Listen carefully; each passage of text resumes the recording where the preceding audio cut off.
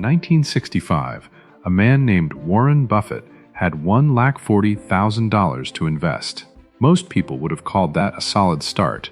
Today, that $140,000 is worth over $100 billion. Now, you are not Warren Buffett, neither am I. But here's the number that should stop you in your tracks. If you had invested just £500 into the S&P 500 index, the 500 biggest companies in America 10 years ago, and never touched it, that £500 would be worth over £1,600 today, without doing a single thing. No stock picking, no trading, no financial degree. The biggest investing myth in the world is that you need a lot of money to start. You don't. You need £500.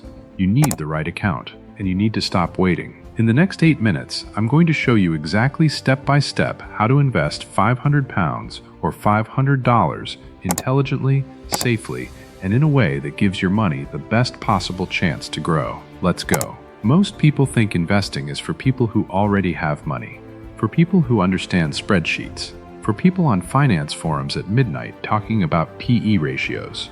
It's not.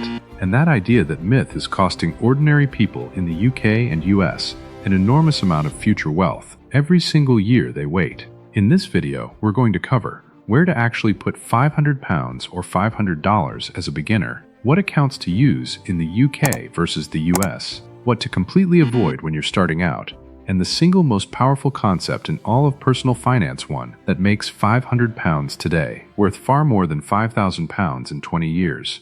This is beginner investing, no jargon, no complexity, no nonsense. Before we talk about where to put your money, you need to understand the single most powerful force in investing. It's called compound growth. And once you truly get it, once it actually clicks, you will never look at money the same way again. Here's the simplest version. You invest £500. It grows by 8% in year 1. That's £40. Now you have £540. In year 2, that 8% applies to £540, not £500. So you earn £43. The following year, 8% of £583, and so on. Every year, you're earning returns on your returns. That sounds modest, but over time, it becomes extraordinary. £500 invested at 8% average annual return for 30 years becomes £5,036. You put in £500, you end up with over £5,000 without adding a single extra penny. Now, add £50 a month on top of that. Same 8% return, same 30 years. That £500 start plus £50 a month becomes over £74,000. This is why every financial expert on the planet says the same thing. Start early. Not because the amount matters, because time is the ingredient that makes compound growth explosive. Meet Priya. She's 25, a junior marketing executive in London. She invests £500 today and adds £50 a month. She doesn't earn a promotion. She doesn't get lucky on a stock. She just leaves it alone. By 55, she has over £74,000 from £50 a month and a single £500 starting point. That's not luck, that's maths, and it's available to everyone watching this video. Right, so where does the money actually go? Let's break this down for the UK and the US separately, because the accounts are different, but the logic is identical. If you're in the UK, your first move is a Stocks and Shares ISA. This is the single most important account a UK investor can have. You can invest up to £20,000 a year inside it, and every penny of growth, every dividend, every capital gain is completely tax-free forever. Platforms like Vanguard UK, Moneybox, and Nutmeg let you open a Stocks and Shares ISA with as little as £1. You do not need £500 up front to start, but £500 is a brilliant first contribution. If you're in the US, your first move is a Roth IRA. You invest after tax money now, and it grows completely tax-free. When you withdraw it in retirement, no tax, none. You can contribute up to £7,000 a year. Platforms like Fidelity, Vanguard US, or Charles Schwab let you open one in under 10 minutes with no minimum deposit. Now, what do you actually invest in once the account is open? For a beginner with £500 or $500, the answer is almost always the same: a low-cost index fund. An index fund is a basket of hundreds or thousands of companies. You buy one fund, and you're instantly invested across all of them.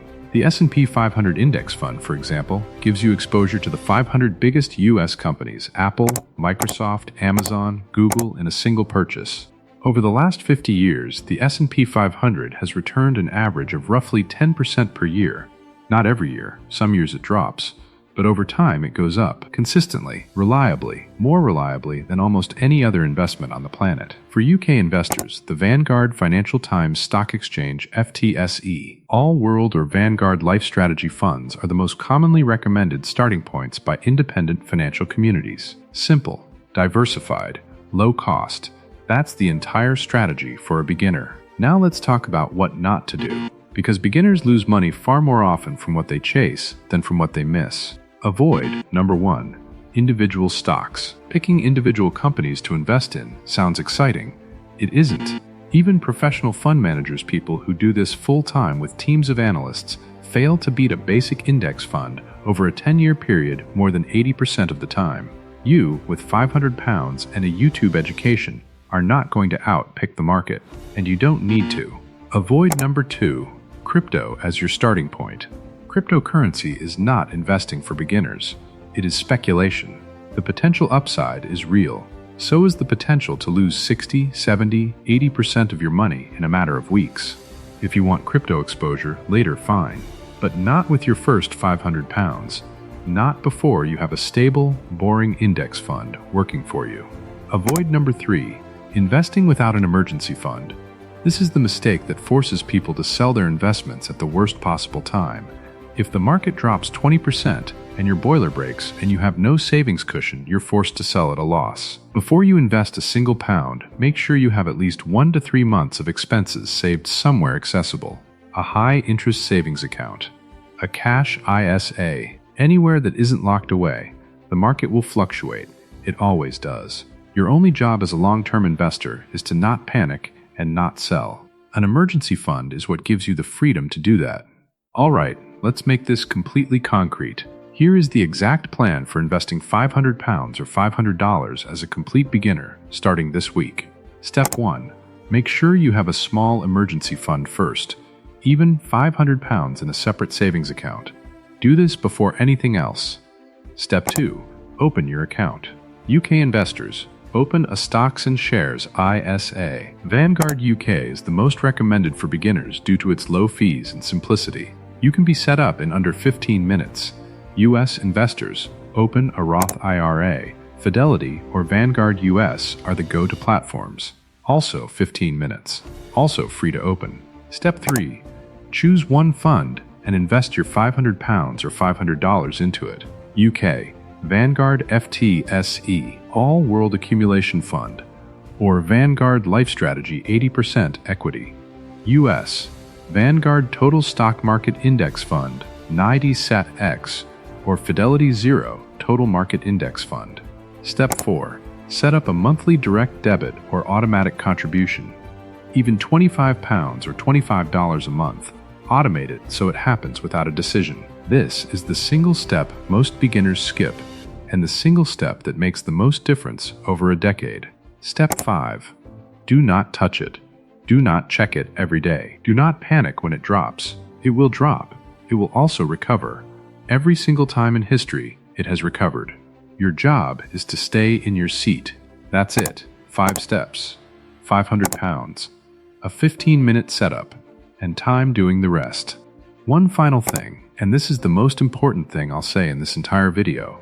The biggest mistake beginners make is not picking the wrong fund. It's not paying slightly too much in fees. It's not even bad timing. It's waiting. Every month you delay starting, you lose compounding time you can never get back. A 25-year-old who invests £500 today will end up with more money at 60 than a 35-year-old who invests £5,000 tomorrow purely because of the time difference. People say, I'll start when I have more money. I'll start when things settle down. I'll start when I understand it better. You understand it now. You have the platform names, you have the fund names, you have the steps. The only thing between you and a better financial future is the decision to start. Make it today. Investing isn't complicated. The financial industry wants you to think it is because complexity sells products. The truth is, a beginner with £500, a Stocks and Shares ISA or Roth IRA, and a single index fund will outperform the majority of actively managed funds over the long term. Simple wins. Time wins. Starting wins. Now I want to hear from you. Drop a comment below and tell me, are you already investing? Or is this your first time seriously considering it? And if you've been putting it off, tell me why. I read every single comment, and your answer might become the topic of the next video. If this gave you clarity, share it with someone who keeps saying they'll start investing someday. Someday has a date now. Subscribe for a new finance video every week. Next up, we're covering the exact strategies to pay off your debt faster than you ever thought possible. See you then.